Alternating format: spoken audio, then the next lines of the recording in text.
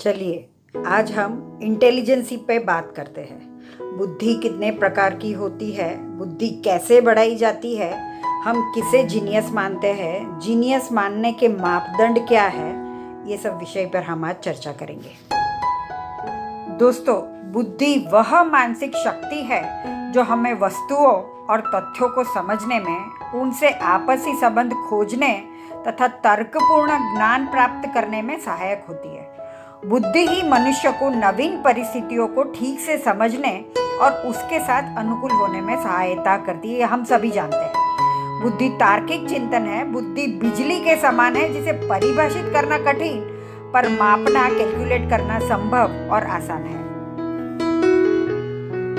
Definition of intelligency: the ability to learn और understand और to deal with the new और trying situation.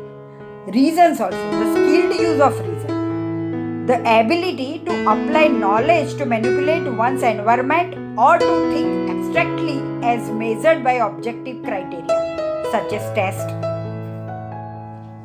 Stanford Binet intelligent test और Wechsler adult intelligence scale का test लेकर आप अपनी इंटेलिजेंस लेवल का पता लगा सकते हो। उस पर मैक्सिमम स्कोर की श्रेणी में आने वाले लोगों को जीनियस माना जाता है।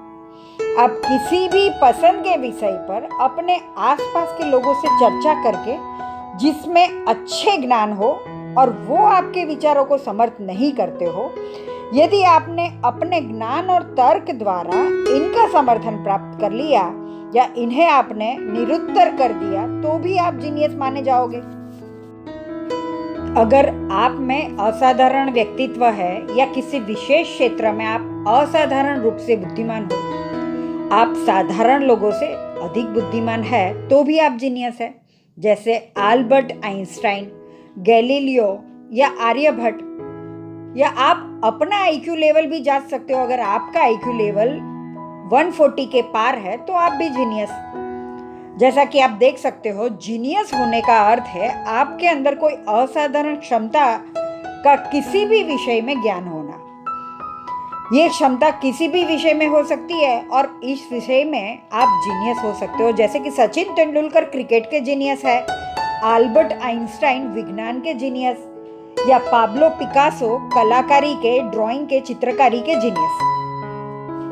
एक किसान जो सही समय पर बीज बोकर और सही समय पर सिंचाई करके एक अच्छी फसल उगा लेता है, वह भी तो जीनियस है।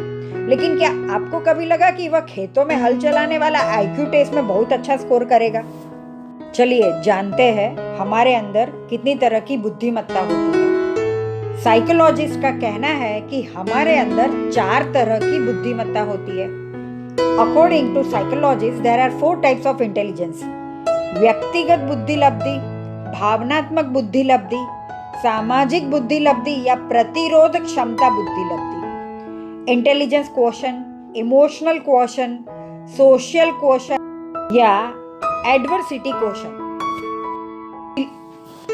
व्यक्तिगत बुद्धिलब्धि या इंटेलिजेंस क्वोशंट कई अलग मानकीकृत परीक्षणों से प्राप्त एक गणना है जिसमें बुद्धि का आकलन किया जाता है। बौद्धिक स्तर आपका आईक्यू की गणना को रुग्णता और मृत्यु दर, अभिभावकों की सामाजिक स्थिति और काफी हद तक पैतृक बौद्धिक स्तर जैसे कारकों के साथ जोड़कर देखा जाता है। Intelligent quotient: this is the measure of your comprehension ability, solve math, memorise things and recall subject matters.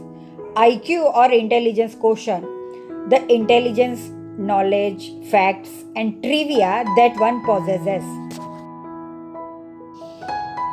भावनात्मक बुद्धिलब्धि: डैनियल गोलमैन के अनुसार हमारे जीवन की सफलता का मंत्र सिर्फ 20% बुद्धिलब्धि यानी कि इंटेलिजेंट क्वोशंट की वजह से और 80% भावनात्मक बुद्धि के कारण होता है। सोचिए आप, यानी हमारे जीवन में संवेदनाओं का एक विशिष्ट स्थान है। हमारे निर्णय 80% संवेदनात्मक या भावनात्मक होते हैं जो सफलता का सूचक है। भावनात्मक बुद्धि, जिसे हम इमोशनल इंटेलिजेंस कहते हैं, स्वयं की एवं दूसरों की भावनाओं को अथवा संवेगों को समझने, व्यक्त करने या नियंत्रित करने की योग्यता है।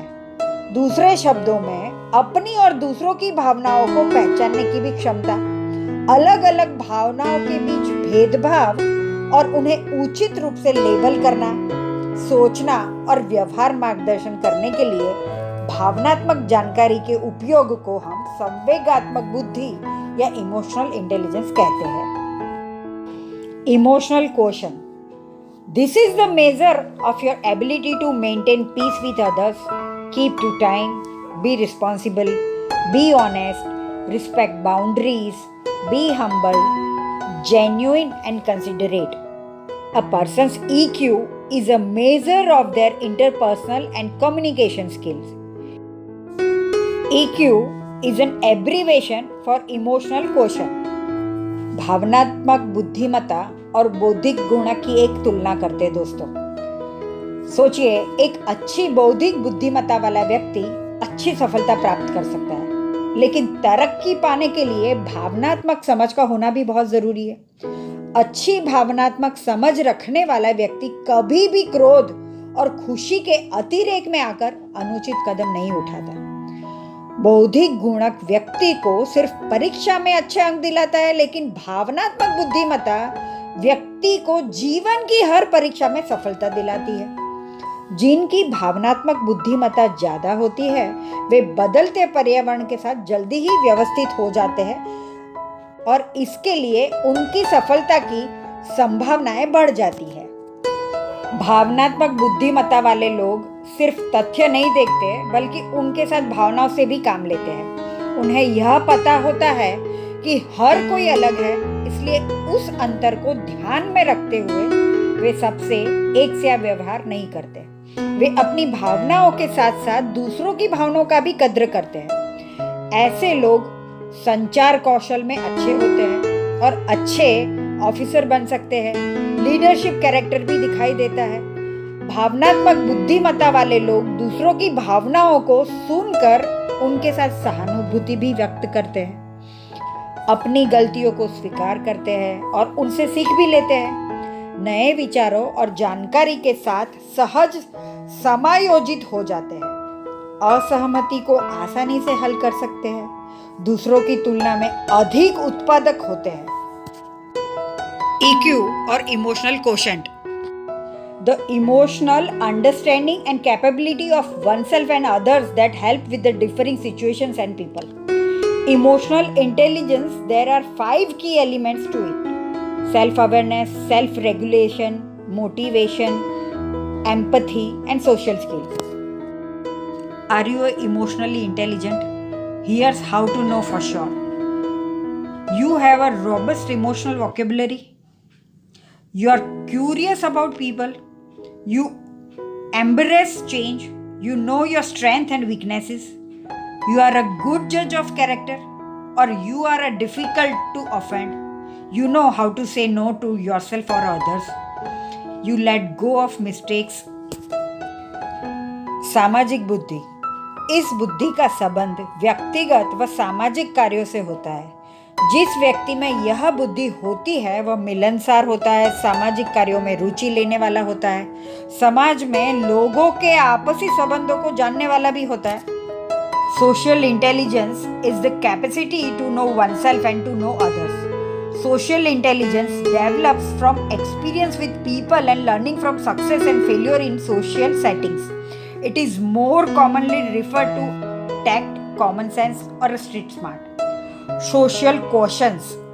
It is the science of succeeding with people, make connection and improve your interpersonal intelligence.